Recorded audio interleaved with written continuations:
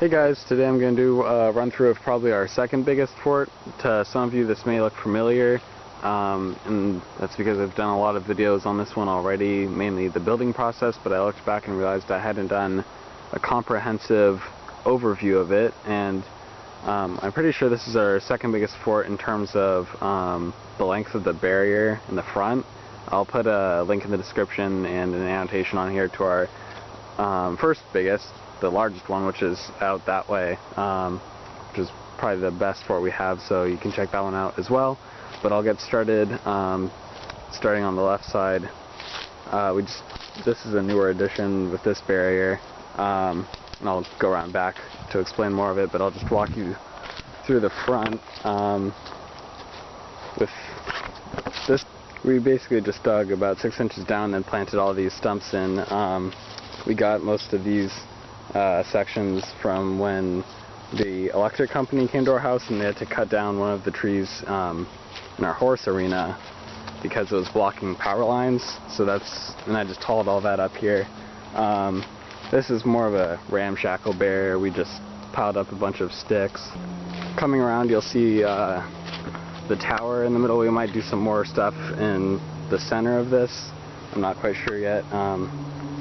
This barrier we need to beef up a little as well, but at the very beginning of this fort started with just this dirt hill that we hacked out so that you could get closer to the wall, as opposed to just leaning over, and then we piled some sticks on top of it for greater protection. And here there's a couple planks just stuck into the ground that doesn't help a whole lot, but they're there. Start with the tower. We started off with the tower and nothing above it, no barriers or anything, and we just had this bottom part with a roof basically, and then that became the floor for the second level.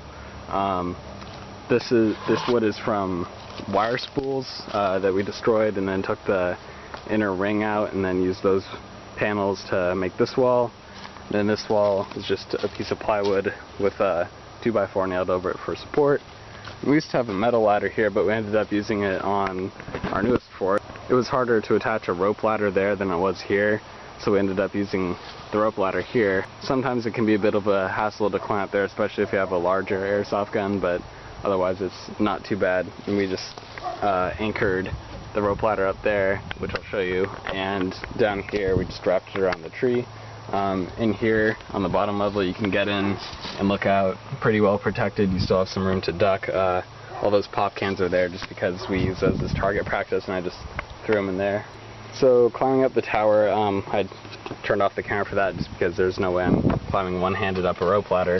But you can see we have this window here, and it was pretty open for a while, and I didn't like that, so I brought this board up so you still have a view out.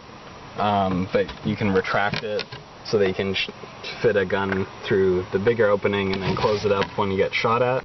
On the other side, I'm thinking of leaving it just open because every fort I think should have its weakness, even though I know that seems kind of stupid. I don't want any one fort to have a particularly unfair advantage over the others, so everyone has its weak spot, and then this one you could still have attackers on that side and you'd be open. You could still duck down easily, it's just you would have to be more careful standing up if someone was on that side, so you're not just invincible up here. For the rope ladder, if you ever think of doing something like this, it's an old fire escape ladder. We got a new one that's metal, so I brought this one up, and it's starting to fall apart, so I'm not sure how long it's going to last. You can see pieces are coming off, but we took a 2x4 and nailed it into the tree, and then basically slid the rope ladder over it, and then secured it with another just scrap piece of wood. And we also had this rope tied around the rope ladder, so we just secured that as well around the rest of this.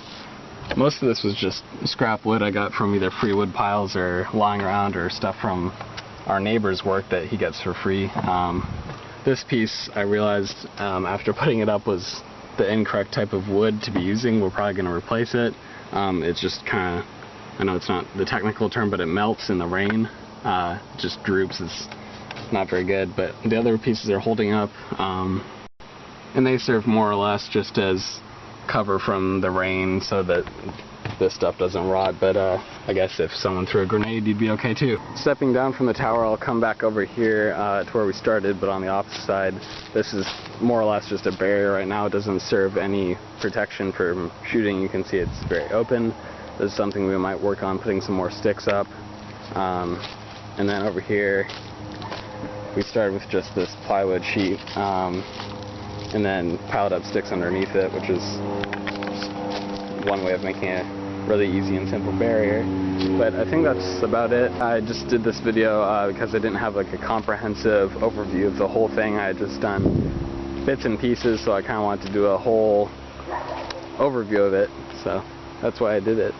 I think that's going to do it for this video. I don't have anything else to cover for this fort, so just be looking forward to the next couple of videos that I'm going to be posting. I'll have some more forts up, hopefully. We started building a new one, but there was a bee's nest underground and I got stung a couple times, so we're going to look for a different spot that's a little less dangerous.